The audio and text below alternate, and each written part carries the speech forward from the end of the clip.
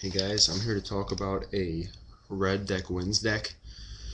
I don't own the deck, but my one friend owns it, so I have a list of basically what his deck consists of, and I'm going to read it off to you and basically tell the strategy about it.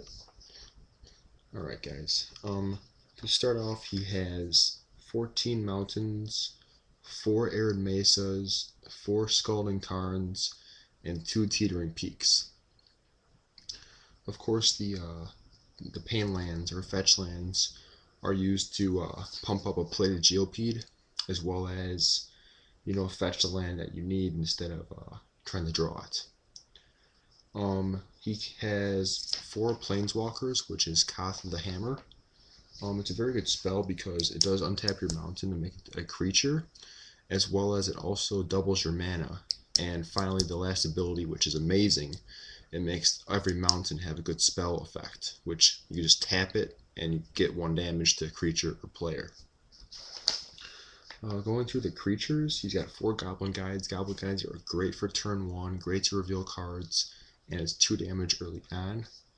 4 Plated Geopedes, of course, those are very effective because they get first strike, plus they do a lot of damage with the pain lands. So far he's running 1 Inferno Titan. I think he's going to go for maybe 1 more, possibly for the sideboard or maybe just to put in the deck. But it's really good when you put a Basilik Collar on it, which is really effective. He's got 2 Molten-tail Masticores from the Scar set. It's the 4/4 regeneration one and stuff like that, but it's a really good card. He actually had one before, but he traded it or sold it. Then he opened one in a pack, which was foil, a couple of weeks ago. And he decided to buy a second one, which is not a bad idea because it's a pretty good card. He just added 4 Brittle Effigies, which is basically exiling a target creature.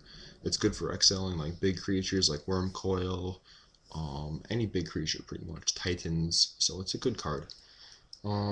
He also has 4 Spikeshot Elders. See, I'm not a big fan of that card at all. Me and my friend are really not too big of a fan of that, but he's still running it because the Basilik Collar helps out. I mean, it is 3 mana to do 1 damage for Death Touch, but that 3 mana could also be worked with different spells. So I'm thinking you should change the Spikeshot Elders construction of being in the deck because it just kind of hurts your mana base.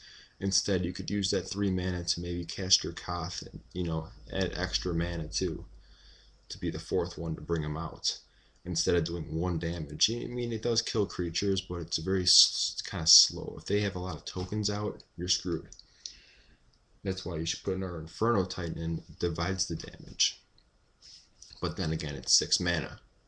But then again, Koth, you double the mana, he's out in 1 turn. There's a lot of things to talk about for this deck. There is, of course, 4 Kargan Dragon Lords. Those guys are really good because they're really quick with their flying trample ability when you could just pump it up like crazy. Once Koth comes out, the first thing you do is when Kargan's all the way pumped up, -2, bam, that's lethal right there. Flying trample, and then it's got like +1/0 for every double mana. That's insane.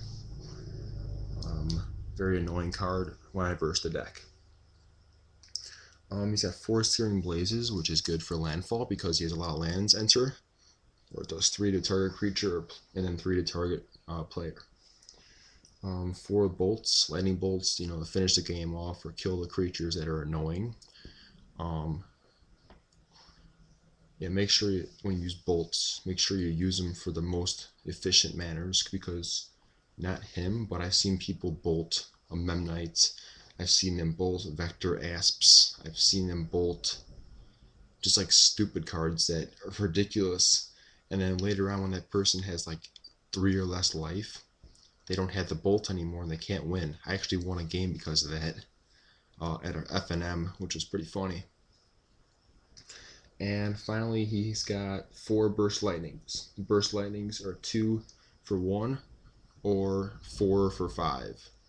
The 4 for 5 damage, no, the 5 mana for 4 damage is pretty efficient. later in the game to kill maybe a bigger creature or possibly just to kill the opponent.